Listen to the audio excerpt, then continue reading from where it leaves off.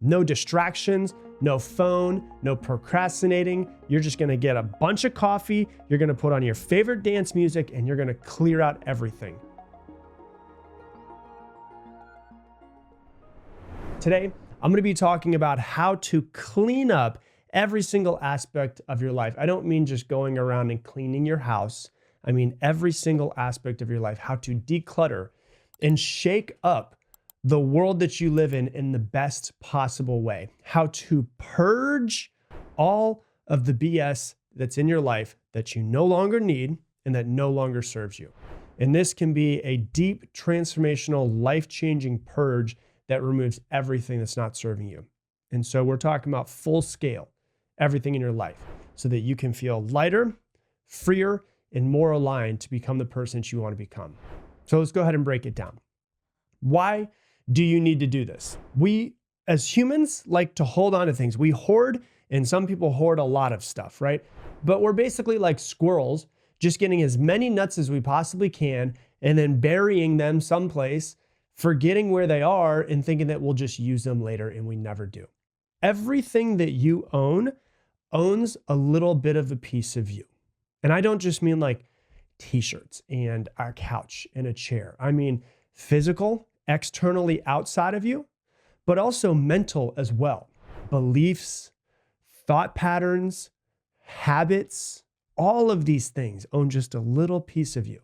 And it's good every once in a while to take a step back. Some of you have never done this in your entire life. Take a step back and remove what you no longer need versus just holding on to it just in case you're going to decide to use it one day. Because here's the truth. If it's not propelling you forward in your life, there's a pretty good chance it's holding you back. And so the more you clear out in your physical environment, your mental environment, your emotional environment, your relationships, the more that you clear out, the faster that you will move in life because there is less things holding you back and there's less resistance. And so if you've never done a really big life purge before, buckle up because you're about to feel like an entirely different person after it. Okay? I have a 24-hour challenge for you. This is what the Great Purge is. You're going to take one day, 24 hours to change your entire life. Here's your mission, should you choose to accept it. Take one day and do nothing but get rid of shit. Okay? No distractions, no phone, no procrastinating. You're just going to get a bunch of coffee. You're going to put on your favorite dance music and you're going to clear out everything. You're just going to get rid of things that no longer serve you. So step one is to start, obviously, with the physical stuff. This is the easy stuff, and we'll start there, right? So before we dive into the deeper emotional layers, begin with your physical environment. When you look around your house, walk into every single room in your house. Pick everything up and ask yourself, does this serve me? The answer is no. Toss it, donate it, sell it, get rid of it today.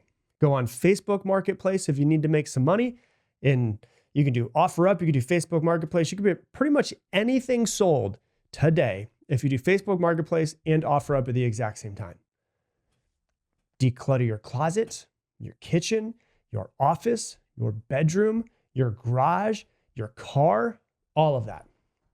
So that's the first thing, those easy physical things. The next thing is your technology in digital space that you live in as well. So you're going to go on your Instagram, you're going to go on your TikTok, your YouTube, you're going to go on whatever other accounts of things that you use. I don't know what else is out there, right? And you're just going to, LinkedIn, you're just going to unfollow all of the accounts in social media that don't serve your life in some way. The first time I did this, I unfollowed 600 people on Instagram and 3,000 people I unfriended on Facebook. I was like, I don't even know who the hell these people are. Or I met them one time at a party when I was 22 years old. Why am I friends with them? You're going to delete all of the people, unfollow them. The celebrities whose lives are just entirely drama that you follow on Instagram, get rid of them. Your life will be better if you miss them in 6 months, you can refollow them again. I don't care, right? You're going to go through and you're going to delete all of your old files that are on your computer. You're going to delete all of your old emails that you don't need. You're going to delete all of the apps on your phone that you don't use. You're going to go through your notifications and you're going to take off all of the notifications that are not absolutely urgent for you to get.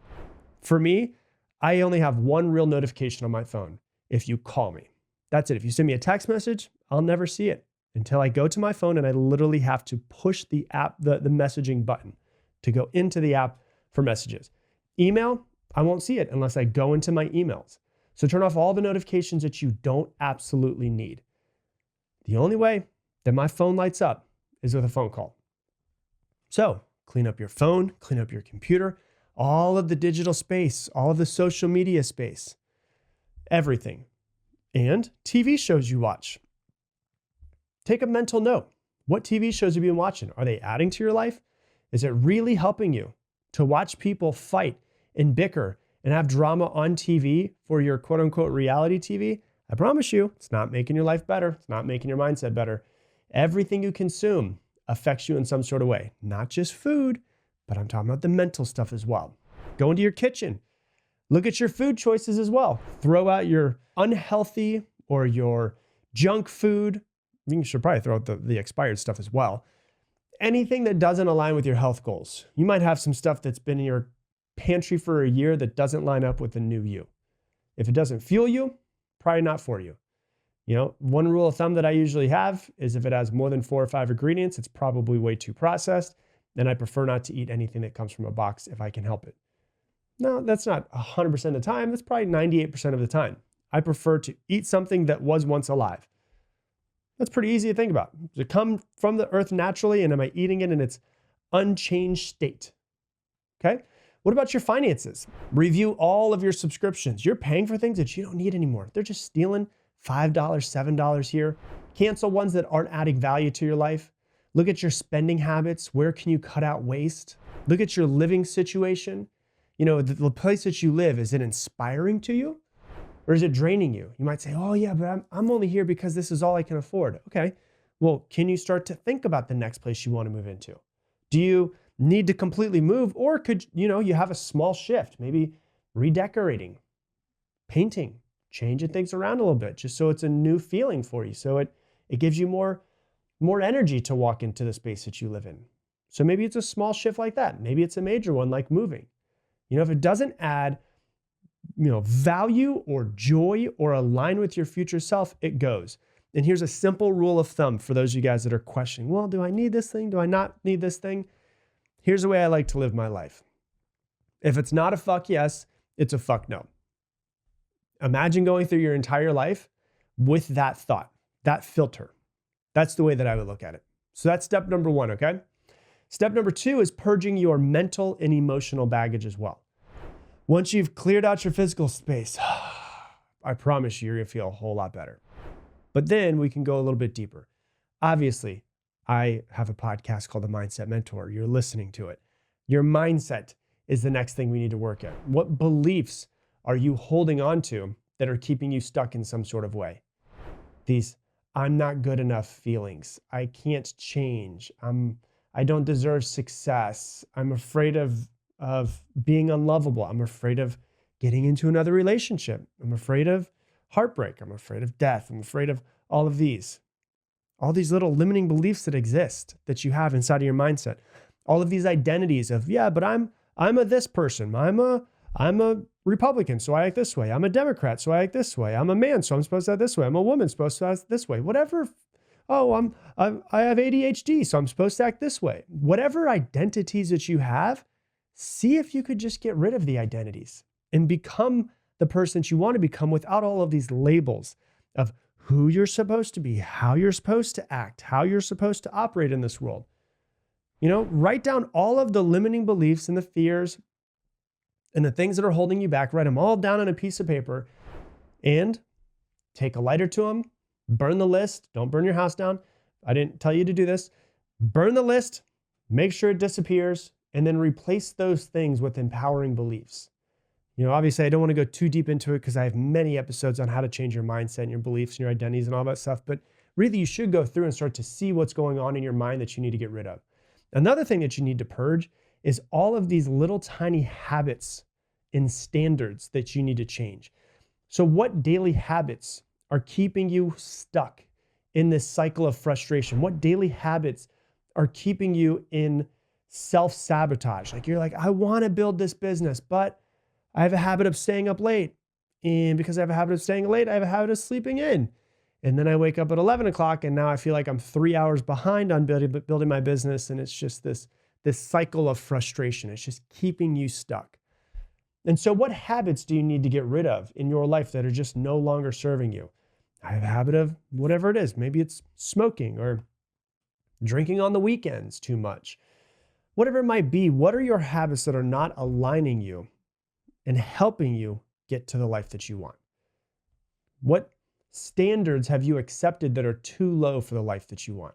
Maybe you have standards because you grew up in a certain part of town with a certain type of person and you think that's where I come from and that's your standards, but you're looking at the life that you want and you go, but I'm gonna have to change a lot of my standards that I currently have coming from where I come from to become the person I want to be. So you need to upgrade your standards. You need to decide, and what is a standard? A standard is a non-negotiable that you have in your life.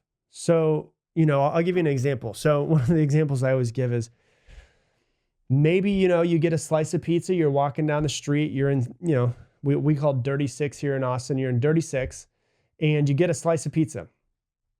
You drop that piece of pizza on the ground. Most people listening to this podcast, it is below your standards to pick that pizza up off the ground, and there's a reason why they call it Dirty Six, because it's dirty. It is below your standards to pick that piece of pizza up and eat it after it's fallen on the floor, right? That's a standard. That's a non-negotiable. I am not eating food off the floor. I'll either be hungry or I'll go buy another slice of pizza. That's a non-negotiable. But when you say you want to build the life that you want to build, sleeping in isn't a non-negotiable for you. Why? It's not below your standards. So you need to figure out what standards you need to hold yourself to in order to change your life.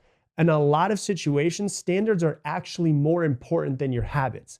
Habits are kind of like the children of standards. When you have a standard, like my trainer, for instance, his standard is he works out every single day. But I don't do that. I don't work out every single day. I work out 4 or 5 times a week, but he works out every single day. So then his habits are going to the gym.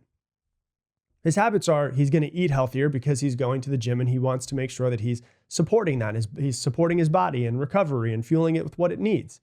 Standards are kind of like the structure that habits end up being built inside of.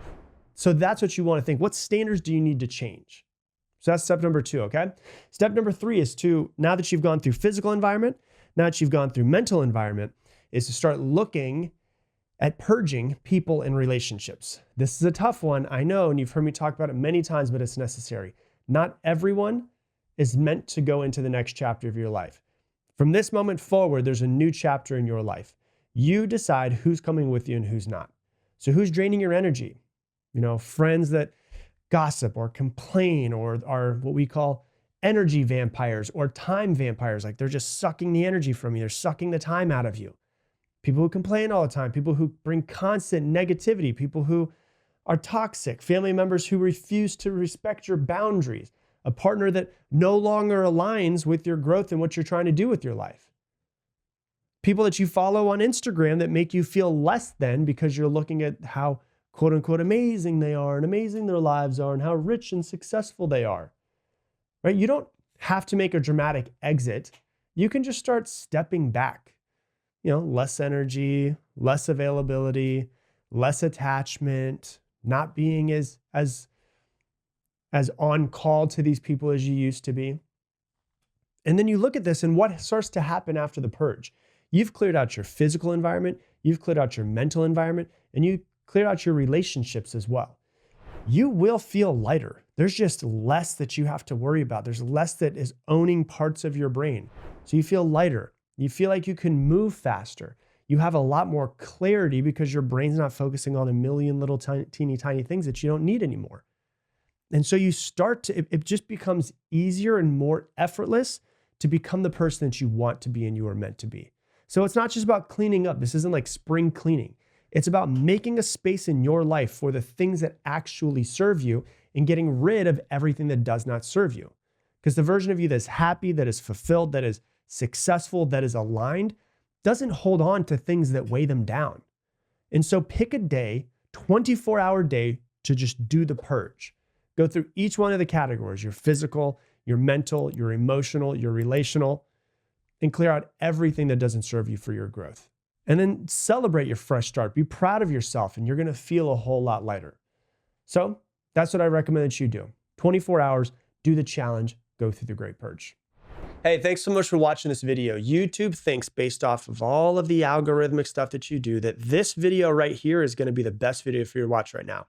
And if you want to subscribe so you never miss another video, click that button right there.